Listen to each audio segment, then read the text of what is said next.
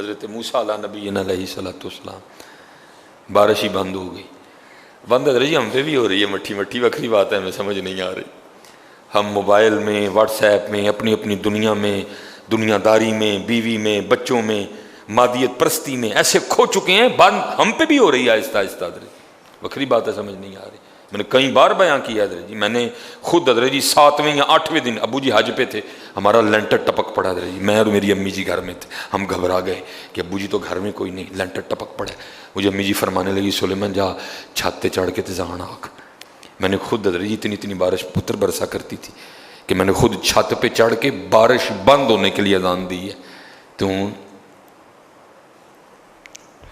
گئی ہیں حضرت جی بارشاں. وجہ ہمارے گناہ، وجہ ہماری نافرمانی،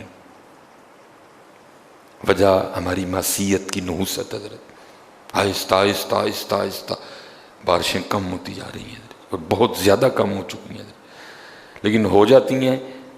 یہ بھی حضور نبی علیہ الصلوۃ والسلام کا کرم ہے حضرت جی، پھر ہو جاتی ہیں. یہ تو پہلے توبہ توبہ توبہ تو بند ہی ہو جایا کرتی.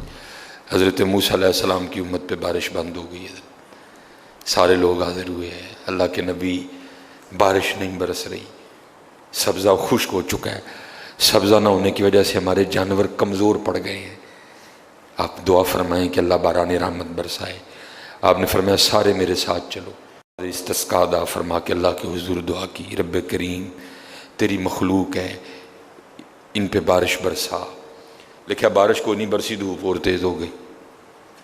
اللہ کی بارگاہ میں عرض کی رب کریم بندہ تو باہر آیا کوئی نہیں، یا اللہ ہم تو بارش مانگنے آئے تھے، تو بارش تو برسی کوئی نہیں بلکہ دھوپ اور تیز ہو گئی. تو آگے سے جواب کیا تھا، اے کلیم، اے میرے نبی علیہ السلام، یہ جو بندے آپ لے کے آئے ہیں نا نماز کے لیے، ان میں ایک بندہ ایسا بھی ہے جس کو 40 سال ہو گئے ہیں، اس نے ہمیں ایک سجدہ بھی نہیں کیا. اس کی راتیں پاک نہیں ہیں، اس کی تنہائیاں پاک نہیں ہیں.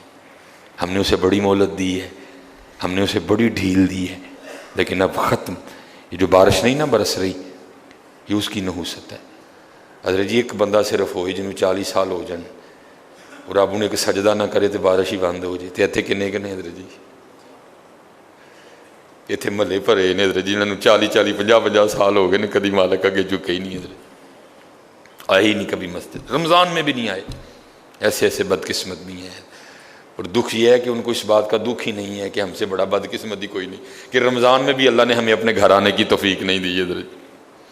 وہ اپنے موبائل پہ، وہ اپنی گھڑی پہ، وہ اپنے تعلقات پہ، وہ کسی سوسائٹی میں اپنا گھر ہونے پہ بڑے خوش ہیں، لیکن ان کو اس بات کا پتہ ہی نہیں کہ اللہ ہم سے اتنا ناراض ہے کہ سب سے مسلمانوں کا خاص الخاص موقع، مسلمانوں کے سب سے خاص ایام، شہر رمضان الذی انزل فیہ القرآن، سب سے مبارک مہینہ مسلمانوں کا، اللہ نے اس میں بھی مجھے اپنے گھر میں آنے کی توفیق نہیں دی. وہ اسی بات پہ خوش ہے کہ میرے پاس آئی فون 13 پرو میکس ہے، وہ اسی بات پہ خوش ہے کہ میرے پاس بڑی قیمتی گاڑی ہے.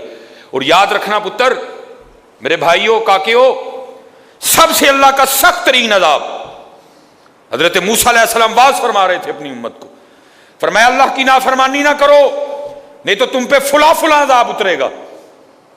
ایک شخص اٹھ کھڑا ہوا، عرض کرتا ہے اللہ کے نبی علیہ السلام آپ فرما رہے ہیں اگر اللہ کی نافرمانی کرو گے تو فلاں فلاں عذاب آئے گا. میں تو جیسے جیسے نافرمانی کرتا ہوں اس کی نعمتیں مجھ پہ بڑھتی جاتی ہیں. مال بڑا ہے، بڑھ رہا ہے دن بہ دن، اولاد بڑی ہے، بڑھ رہی ہے دن بہ دن، تو پھر سزا کاہے کی ہوئی؟